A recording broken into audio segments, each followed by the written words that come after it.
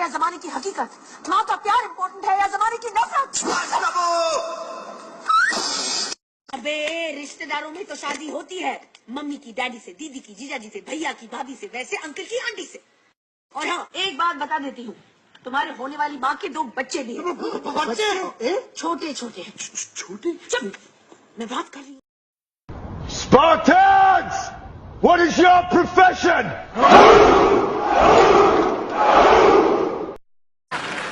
एक सवाल पर्सनल, बताइए, क्या भैंस कुर्सी पे बैठ सकती है? हाँ, बैठ सकती है। आपने देख के बोला। नहीं। तो क्या बना लेती हो? जब सेल्फी लेती हूँ तो मुंह बना लेती हूँ।